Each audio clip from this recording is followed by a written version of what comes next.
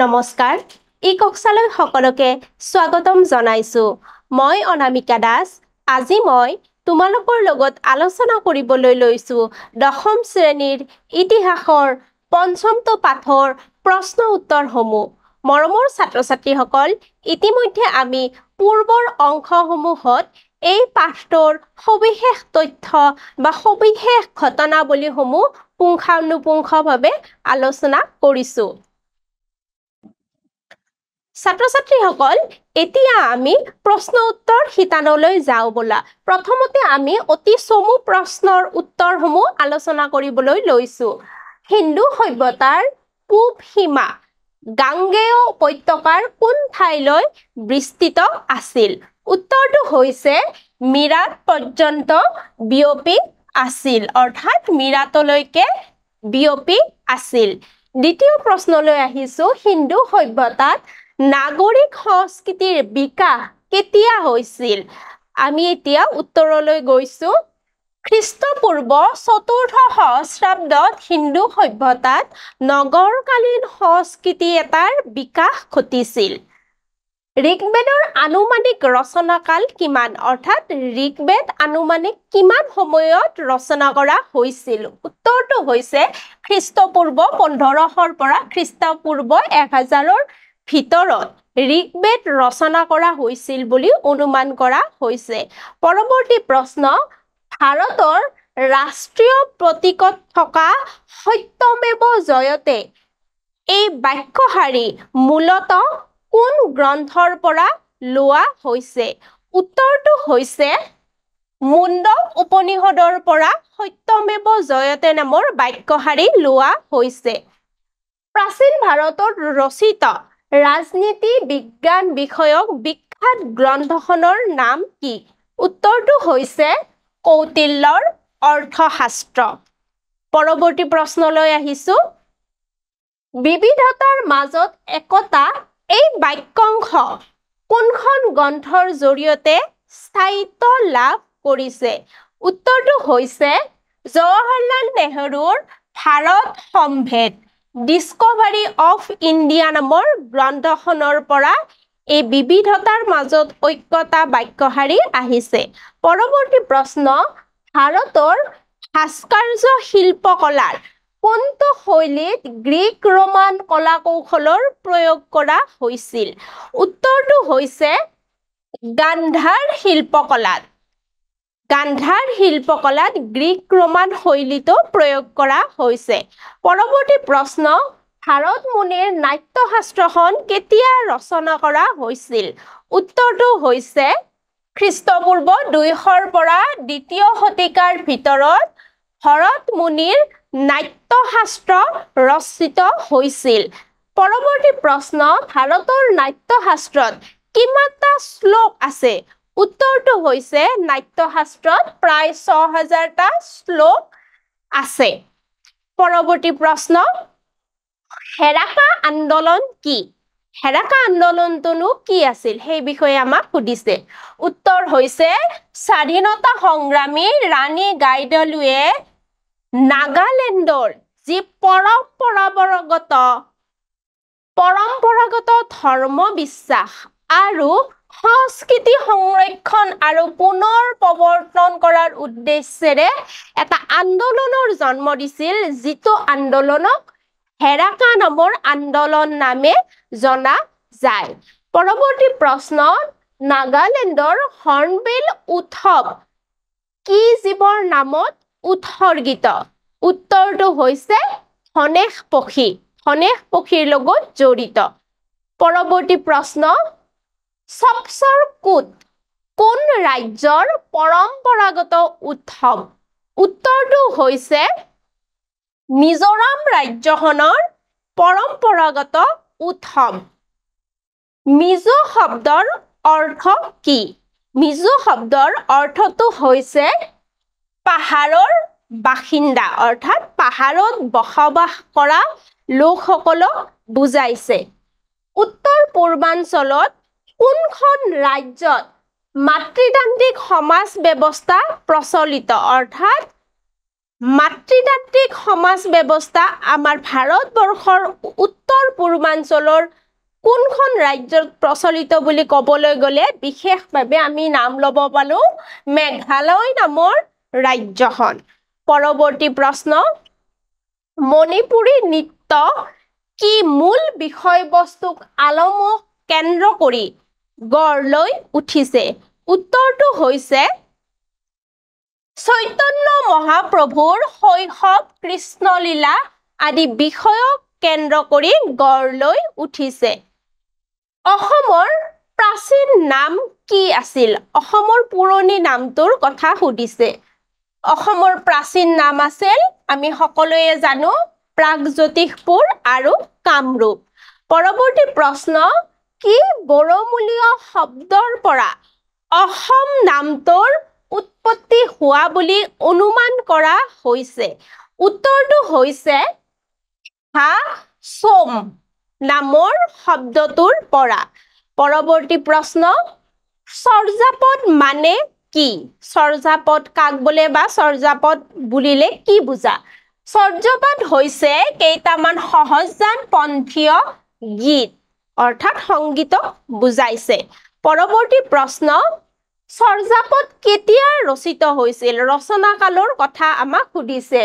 খ্ৰীষ্টীয় দশম শতিকাৰ পৰা চতুৰ্দশ শতিকাৰ সময়ছোৱাৰ ভিতৰত চৰ্যাপদ ৰচিত হৈছিল মাধৱ কন্দলীয়ে কাৰ পৃষ্ঠপোষকতা লাভ কৰি সপ্তকাণ্ড ৰামায়ণ অনুবাদ কৰিছিল উত্তৰটো হৈছে বৰাহী ৰজা মহামাণিক্য পৰৱৰ্তী প্ৰশ্ন অসমৰ গদ্য সাহিত্যৰ সূচনা কোনে কৰিছিল উত্তৰটো হৈছে গদ্য সাহিত্যৰ সূচনা কৰিছিল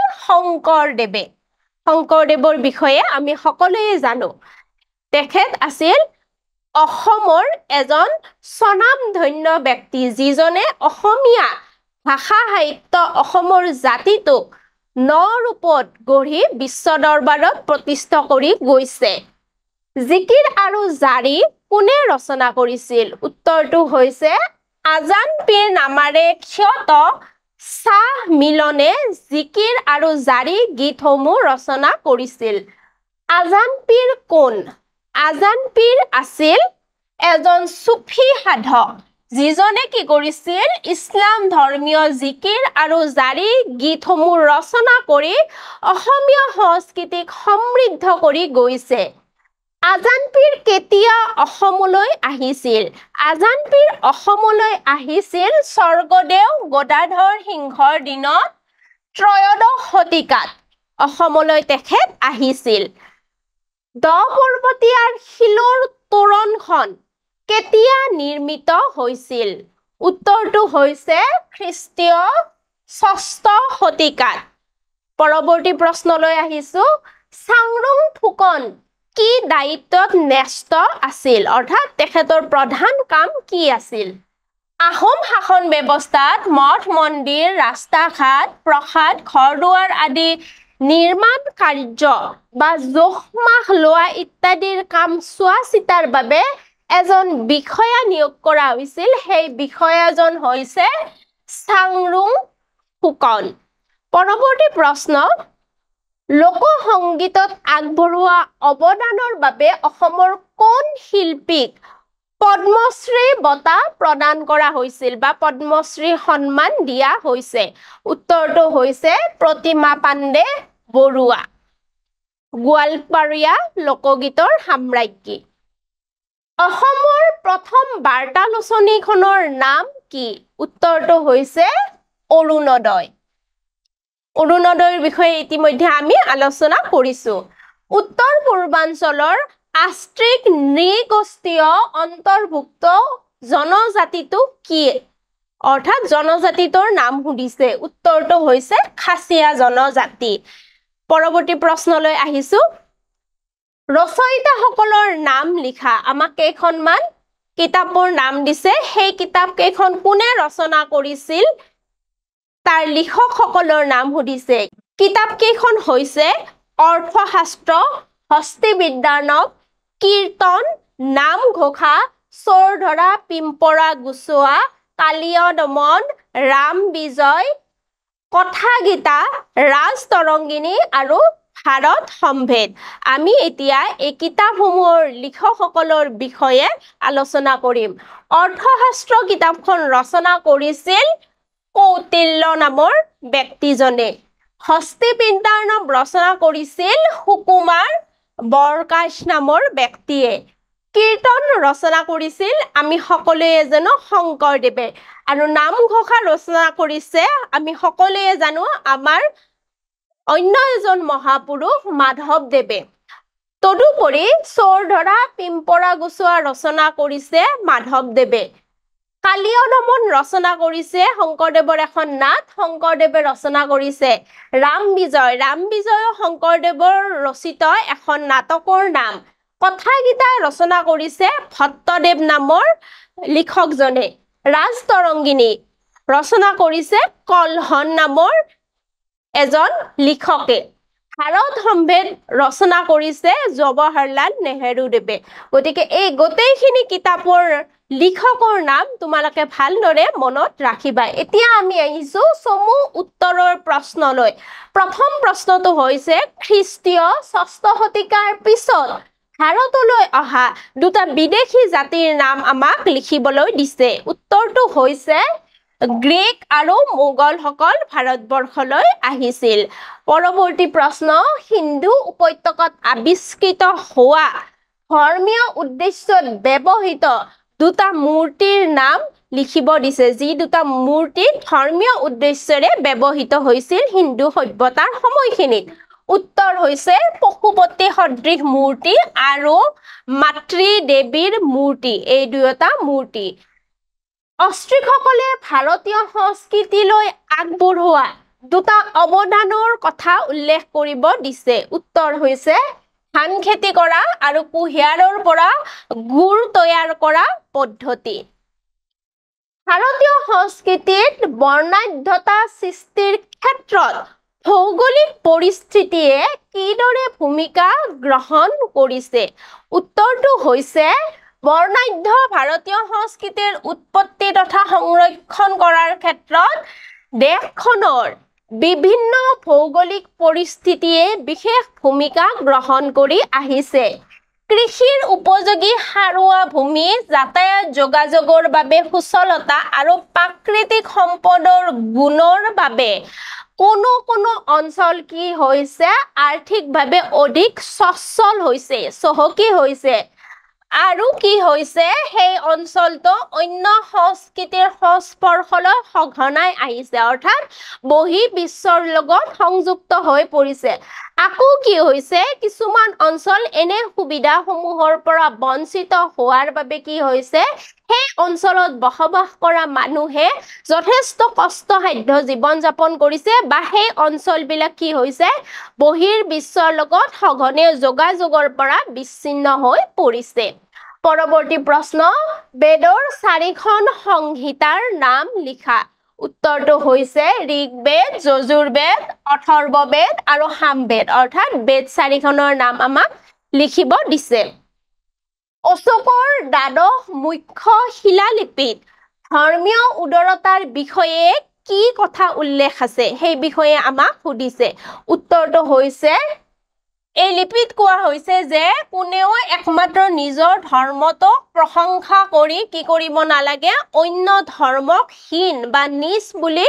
প্ৰতিপন্ন কৰিব নালাগে, বৰঞ্চ কি কৰিব লাগে সকলো ধৰ্মৰ